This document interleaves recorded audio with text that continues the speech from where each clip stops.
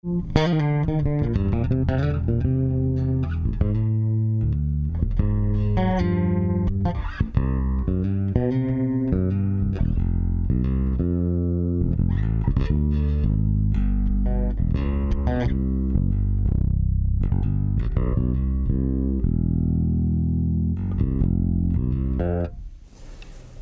am I looking? Everywhere. The people. Hello, pedal nerds on YouTube. I'm sorry. First of all, I'm getting sick. Secondly, this is interview number 27 on this day. But for the first time, we're finally talking about pedals. We talked about notes and jazz and artificial harmonics and Stu Hammer's bass color. But we're talking about pedals, which is really what you're here for. But bass pedals, I'm sorry. If you're not interested in that, you might go home. But stop! Because if you like the sound of the bass envelope filter from MXR, you might possibly think, well, maybe they have one for guitar and I'll check it out. And then they send me one, of course you will, and I'll demo that, and then you know it's good, and then you buy it. Same thing for the chorus. Just because it says bass on it doesn't mean it's a lesser of the species, right? Absolutely. No, I mean bass. Better. I'm just saying. Bass effects are difficult. Most bass players you talk to say, amp, cable, done. But if you have a good effect, and you use it to good effect, killer. And that's actually, I just said to Darryl, I don't know really what you've done and what you're doing here and who you are, but he did a demo out there for the bass camp students, and I was super impressed with the sounds. He had an Octava, right? Mm-hmm. From, of course, MXR. MXR, Dunlop, I'm not quite sure. Is it all the same now? Dunlop is a parent company. Okay. And we own several brands. One of them, MXR, Crybaby, Dunlop Strings, Herco. So there are many brands under the So MXR under the Dunlop Schirmherrschaft in Deutsch. Mantle, Umbrella. Yes. Umbrella is the word. The word is the umbrella. That's Sherman. Where was I? MXR, I'm sorry, we get rather silly here. It's okay. We do embrace the silliness. So, I had no idea who he was, but he played these things, and I said, you know what, that sound we need to show. But they're already back in the Warwick Vault. That's the Warwick Vault. Yeah. And so we're standing out there like, hey, we need to show some pedals. And the beautiful, talented, and very nice Rhonda Smith, I cannot say Smith, I have a lisp. Rhonda Smith. I'm going to actually ask her tomorrow to change her name because it's just not happening for me. Okay. Maybe do you think she'll go for that? No. No, okay. Rhonda Smith. She's like, hey, I got some stuff here. And she pulls out her MXR pedals. We're like, hey, that works for us. We can't show you the whole range, but Darryl is going to show you the envelope filter and the bass chorus and probably talk in general about the company, what you do. And he plays, as seen on my channel, Dunlop Super Brights, developed for Marcus Miller. Yep. They sent, oh my God, am I fucking German, I'm sorry. They sent me some, and I put them on my basses, and you saw the video, right? You're pedal nerds, string nerds, and I like the strings immediately. So that's what he's playing on what kind of bass? This is a Mike Lull custom guitarist bass. This is my signature model, the DA5. And he's probably drooling back there because he will only play black instruments for some reason. No wood, no nice grain, no... That is racist, isn't that? If you only play black instruments, isn't that racist? Bassists are not racist. Well, so play different color.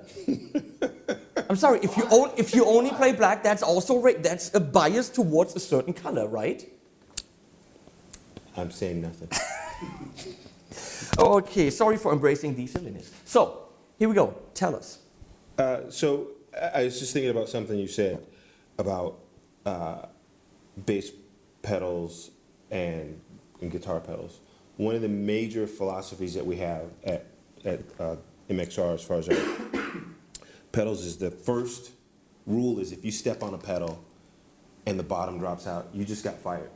Because our role as a bass player is to support the music. So the fundamental and the foundation has to always be there.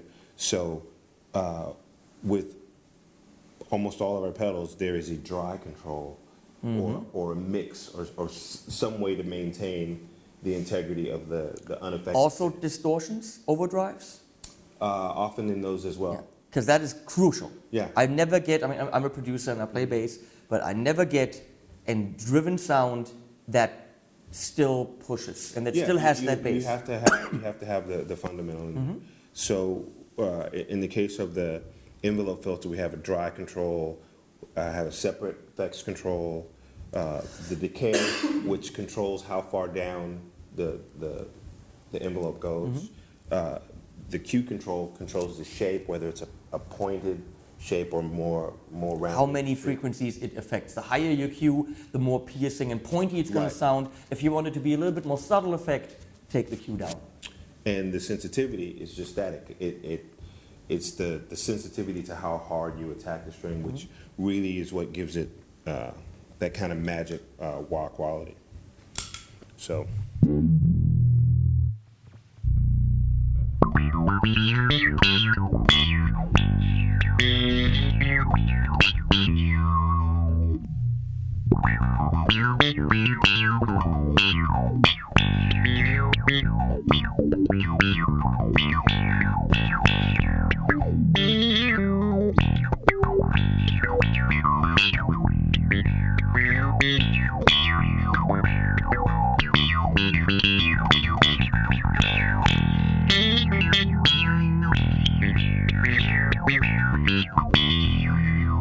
You can get a lot of really cool sounds just by how you attack it.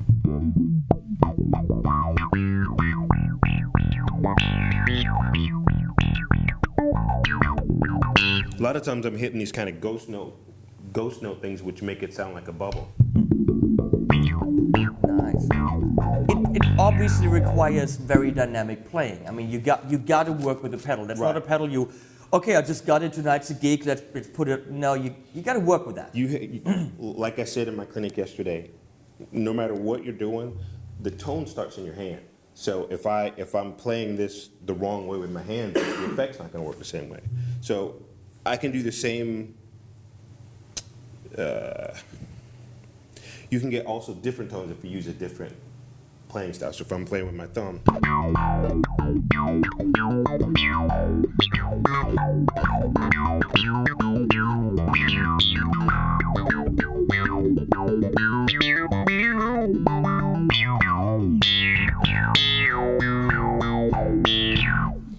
So you get kind of a more bouncy kind of vibe. So I gotta warn these people a little bit.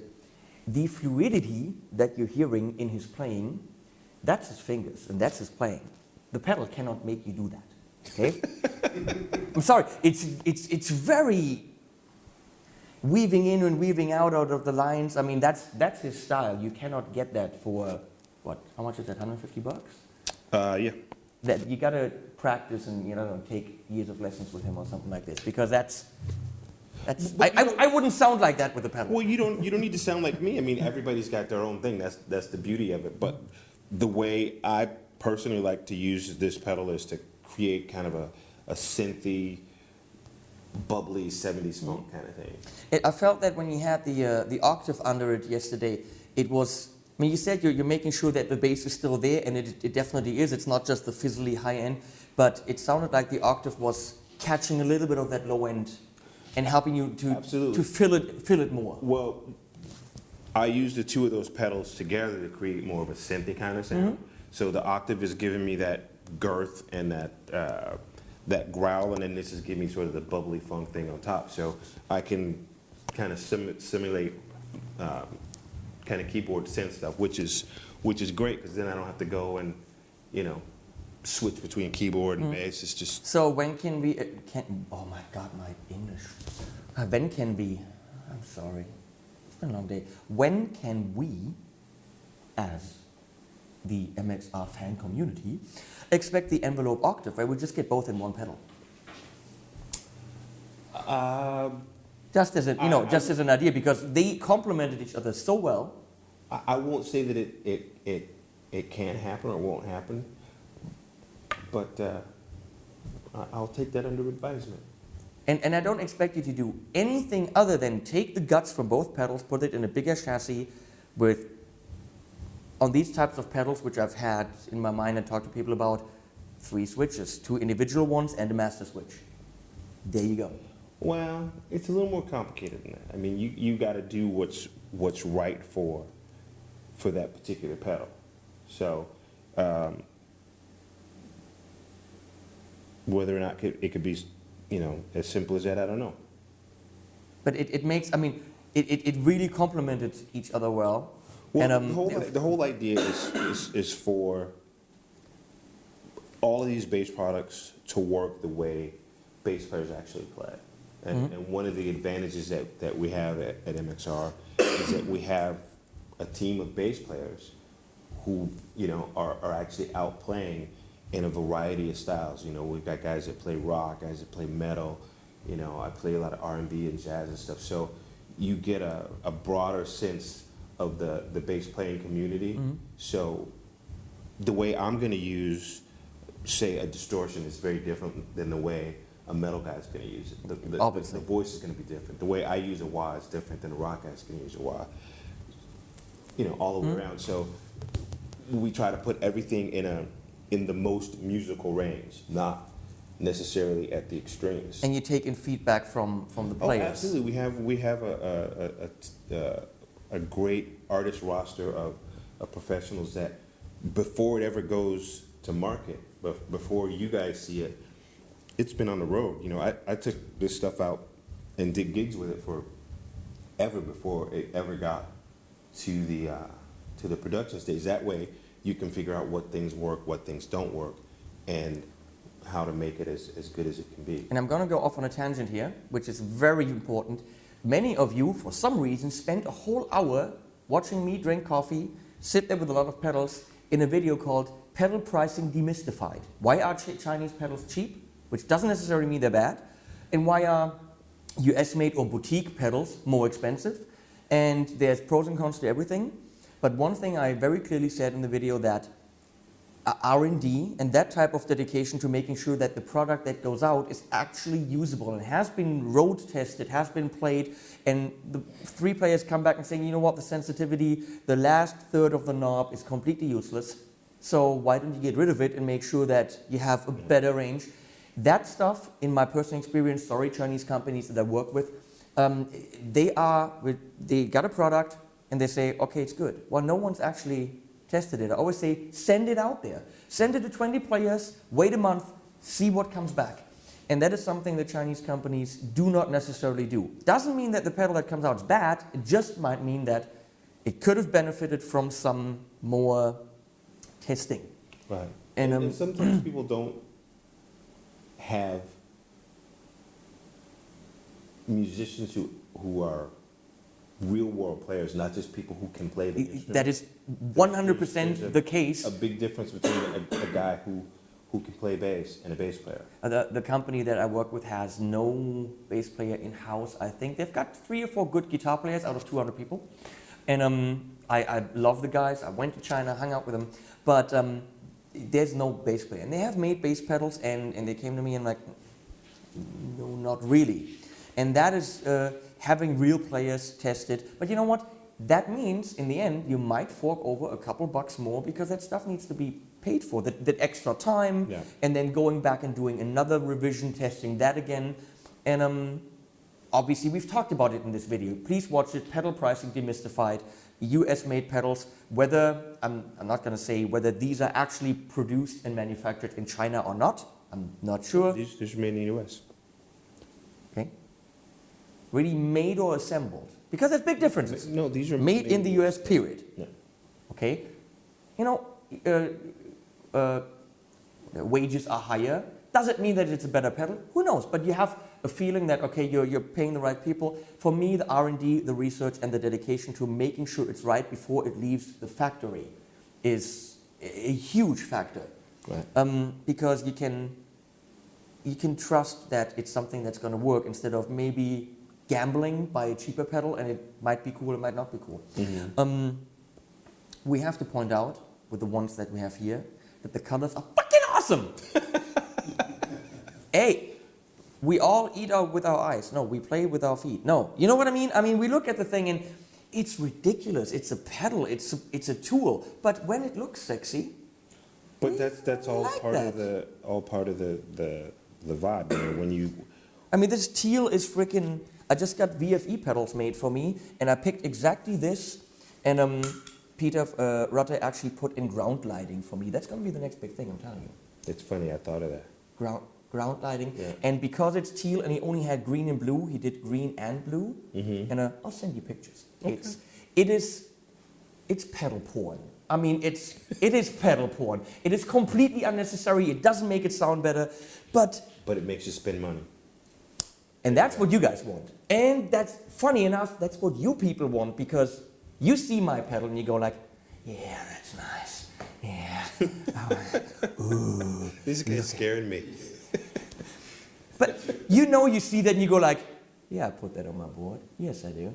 Oh, I just did. it. I just did. Put it on my board. I just did a video. I put LEDs under my boards because it's sexy. I have black light under one board. Wow. That's not being racist. It's called black light. I'm sorry. Okay, that's what it's called. And then I just did a video called "Creative Pedalboard Velcroing." Did you know that there's colored Velcro? I did. So I have red and blue, and I said, hey, for all you Americans, red, white, and blue pedal boards. Come on. Okay. Come on. I mean, you know that there's a lot of people that are patriotic, and they might want a red, white, and blue pedal board. Okay. So Velcro your board in those colors. I'm a little bit freaky. Yeah. It's not the medication or the cough stuff. This is how I am. So back to the teal, way cool. And this is a funky kind of psychedelic. I don't know if you can see this. I think you can here. It's purple sparkle. Dark purple, sparkly awesomeness. So these things I put, I really like these knobs. Are those metal? Metal! Well, yes, they are. And the reason for these knobs is because you've got a lot of knobs in a tight space, so you need a smaller knob so you can actually get in there. But yet again, saying that, same amount of knobs, and those are bigger. Different layout. Look at how much space you have between these two. Oh, okay. You can kind of get in there easier. And nice that they're thinking about this and using different knobs. I'm going to start working with Mesa Boogie. Can I say something slightly negative about Mesa Boogie? I I'm starting to work with am them. not a part of this discussion at all. Okay, good then. Mesa Boogie's got such a big ass, really cool sound, but I go up to a rectifier and okay, how do I turn that knob? And I can't see the frickin'. But I'm gonna get one of those, Mark V somethings, and they have better labels. And obviously the rectifiers sound awesome, but I really very small space for those metal dome knobs, and very hard to see. You set and forget, okay, but if I'm on stage, I'm turning around to see my setting, all I see is silver. Yeah. So for me, on a pedal board, seeing a very clear line and a very clear setup is important. You might, Well, you wanna- need a You feedback. want to make it easy to have the pedal do what you want it to do. You know. Now, we only have these here, and we're going to listen to the chorus in a second. You know you always have to wait and listen to me blah, blah, blah about stuff. If you don't want that, go away. There's people that sometimes say, here you talk too much. Then it's fully true, but they can go to a different channel. Okay. But distortion is always a problem for bass because you're losing the bass. Now, you said you have a mix knob, and in my head it means... Is that then a serial or a parallel? Are you mixing in the distortion parallel? Well, Or so we have a brand new bass distortion, and it has dry and a wet. So the dry is completely separate. fully parallel? Okay. Yeah. And you have your wet channel. You have a tone that only affects the tone of the distortion. It's an amazing sound circuit. It's similar to an old rat pedal, but the bass is still full and rich, and you just get that great kind of distorted. You have to have the original signal in there. The way I've tried and played around with so many things, sending it parallel through a guitar amp or whatever, and for productions to get that big, let's call it ampeggy sound, like not fully distorted but pretty driven. Right. And the solution that I came up with now is almost embarrassing, but I record the bass DI, I copy it, and I open the built-in Cubase, guitar amp rack. Whatever setting is there, it's probably in Marshall Plexi kind of setting, and I click on 112, and I don't do anything else. And that's a very thin, midsy kind of distorted sound. And you mix that in, and all of a sudden there's your 2B kind of driven sound. But obviously I can't take that on my pedal board. Well, this I wish I had one here to play for you. I'll send you one, and you can check it out. I I'm think fully into people that. will be really down for this. I get these pedals from Serbia. Milos Popovic, who sends me these pedals wrapped up in old Serbian newspapers. That's his packaging. Wow. You get this envelope, and it's pretty much a ball, and you open it, inside is a ball of newspaper, and in that is a completely handmade, even the chassis made out of aluminum pedal. It's fully hand-wired, and they are absolutely amazing. They're really, really amazing pedals. He makes them on spec, and even the graphic, whatever you want. You know, they can't really go big time in a big series, but they're great. And then similar people like him, I get pedals I go like, you know, really screw the hand wired and what it's. Yeah. Well, you got to get the right stuff. Yeah, and well, we guys have been in business for quite a while, so we can assume that it's the right stuff. And you're not gonna like every single MXR pedal. No, nobody's gonna like everything of anything. I like the footprint. I gotta say that because they're not as big as some other pedals, which is why the knobs are smaller. And pedal board space is a big issue nowadays. Yeah. We have a lot of small mini pedals that people like, which is why they're buying smaller pedal boards.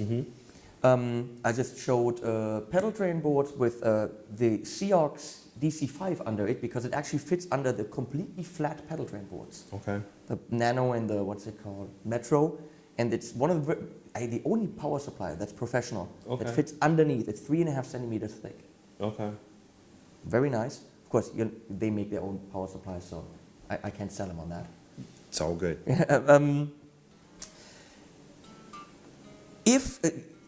Do we at some point expect MXR pedals to be smaller so you jump onto that mini market? Is that a possibility? Are these market pressures affecting you guys, or are you saying we do our thing, period? It'll happen when it makes sense. But I can tell you right now, if you notice all the bass products, not only are they a smaller footprint, they're also a much lighter weight because you're made of aluminum instead of zinc. So yes, I have the Dynacomp, and you can kill someone with that. Yeah. It feels, there's a pros and cons. You get it out the back of the package and you feel, whoa, this has value. This is good, this is heavy. After 5 gigs of a full pedal board with zinc pedals, you're not going to say that anymore. And you don't need to kill people with pedals. Right. They make weapons for that. And these are just It's as true. good as a heavy zinc casting, but you're not breaking your back with your pedal board. Yeah. And If you're a working musician, weight is important. and we are working musicians at MXR, so we're thinking about those. We think about things in a real world. And really, how much more space are we saving? These are already, look at my hand. I mean, that doesn't tell you anything. This is how big my hand is. See, this is how big my head is. And the hand, in comparison to that, we have no reference here. So they're already... iPhone 6 or iPhone 6 Yeah, give me Plus. iPhone 6 something. 6. This is an iPhone 6. So if you don't know how big this is, go and buy an iPhone 6, which then tells you how big those pedals are. Can you see this? So it's smaller than an iPhone 6. About, I only know centimeters. 2 centimeters, 2.5 centimeters, about an inch shorter, blah, blah, blah, width roughly iPhone 6. Here, he wants his iPhone 6 back. He doesn't trust me. And if you made them smaller, we'd save a tiny bit. It might not really be an issue at all. Yeah, it would just depend on if it made sense. Smaller is not always better. Yeah, that's what my girlfriend tells me. It's a discussion we have. What? Hey, that sounds like a personal problem to me. I don't have those issues. Bragging. Where was I? Smaller, better, not better. But Ibanez just went with a Tube Screamer Mini, and it's the same thing. Just you save a little bit. But these are way cool. Anything else in the, especially the bass pedal lineup, where you'd say that's kind of a must-have for you personally? The Octave, we know. The Octave is definitely one of my favorites. I think probably the best, most utilitarian pedal that we make is the new M81 bass preamp. Because sometimes you get to a gig and you've got squirrely backline, but you need to be able to control the signal that you send to front of house. This gives you a very flexible EQs, extremely musical, pre and post EQ, very quiet DI, XLR out, and it's the same size as this. No. Yeah, and it's a clean preamp. It's not a preamp for Driving driven or distorted tones. It's a super. It's a great tool for Yeah. live musicians. So you could sculpt your tone. It's got separate input and output volumes, so you can match it, make it work with a passive or an active bass. I have bass, sweepable mid-range from 250 to 1K. in this size? In this size, and treble. And again, the frequencies are specifically chosen for bass, and it's an incredibly musical, useful range, and it's saved me on more than one occasion. You know, So it's pretty much the thing you always want to have in your gig bag. it's the thing you should have in your bag because you've got a DI, you've got a preamp, all in one thing. You control your tone, send it straight to house, and you're good. And we're repeating. That size and that weight. Okay. If I was a gigging bass player, and I sometimes get called to play bass for bands that I produce because I know their stuff, and their bass players always, lie somewhere and full of drugs. I don't know. So I don't know what bass players do when they're not showing up. So sometimes I get called, and that would be a nice thing to have. Yeah, I think that's a great thing to have. And And I'll put a picture here somewhere. I'll find it online, and you'll see what we're talking about. okay. Yeah, cool. Well, I got what I wanted. You got what you wanted? No, strings. We got to talk. Working with Marcus Miller on the thing he touches the most. Well, maybe second most. I don't know. I don't know. I don't know Marcus Miller, but let's say he does. So, what were the goals? What did he say? I want. Well, he said, I want to know if you can build me a bass string. And he had some specific parameters. He wanted something that was flexible, with big tone, that lasted and that could stand up to how he plays, night after night. So we set out to do that. In the process, we developed the super bright strings, that we have in nickel and stainless, and then we kept pushing that envelope until he got exactly what he wanted, and that's the Marcus Miller stainless steel sets. I got them on my basses now. They sent me a whole bunch. You've seen the video, and immediately liked them. I put them on the super brights. Mm-hmm. I put them on my guitars, Mm-hmm. 9s and 10s, and I like the feel. I like super bright. You think it's gonna be piercing, and you have a certain assumption, Right. which that's not what it is. They're just bright and very balanced. Yeah. Yeah, and nice playing feel. I got, I'm not going to say what company, at the in Frankfurt, Musikmesse, several companies gave me their strings, high price strings, and I put them right in front of a gig on my guitar and touched the guitar and was like, okay, no. And took them right off and put different strings on because I couldn't even play. My fingers got stuck, and I put on the super brights and I was like, okay, everything I'm used to, just with a slightly different touch in the high end and very, very spanky, if that's even a word. Is it in the dictionary, spanky? I think it's an acceptable word. Talking about sound, which I do every day, and it's very difficult, isn't it? Well, I mean, you basically just painting pictures with words. You're describing a sound with words, so you just have to paint a picture. But this Super Bright project was a lot of fun. How long did it take you to get it to where he was happy? Probably a couple of years. Okay, really, it's a long process. Yeah. And But I mean, it's not something that you can rush. I mean, you build something, you know, you get it to the artist.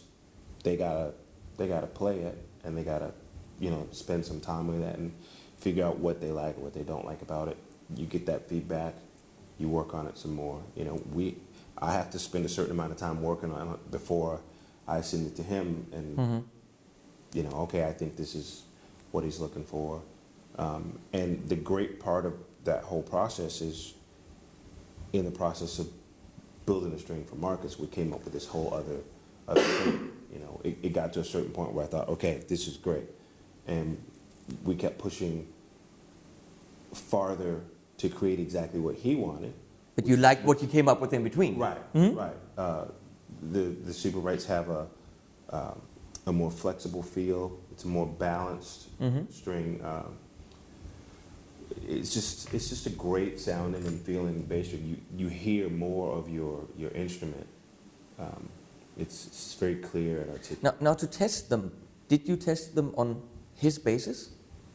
Tested them on basically on basses that were very similar to his, Okay. but also on other basses, because Well, they need to work for the general public. well, they right? need to work on the general public, and you, in order for you to really understand how a string sounds, you got to play it on multiple instruments, because you know you don't want it to be just the influence of that particular Yeah, sure. instrument. Well, there you have it from the guy who comes from Dunlop and MXR, who is developing these things. I just, you know, test them and review them. And he's the guy at the freaking source. So now that we're, of course, very best friends, if you guys have any questions and are very confused about stuff, you write me, you know how to get a hold of me, there's comments and whatever, and I might go and write him an email, and if he's super nice, he will, you know, let me know so I can let you know, and then we all know things and stuff. Things and stuff is important. Things and stuff. Darryl, thank you so much for hanging out with us, Thank you for having showing me. us the pedals. Now we need to get him back to Rhonda or run really fast with them. I think she could possibly catch us, right? I think she's right there waiting for him. Plus, tomorrow she's here anyway, so she'd kick my ass. We all are. She probably could kick my ass, right? I'm staying out of this. You're so diplomatic. You are not baiting me into. Very diplomatic. Way to go. Good on you. Hey, it's what I do. Okay. See you pedal nerds later. Peace.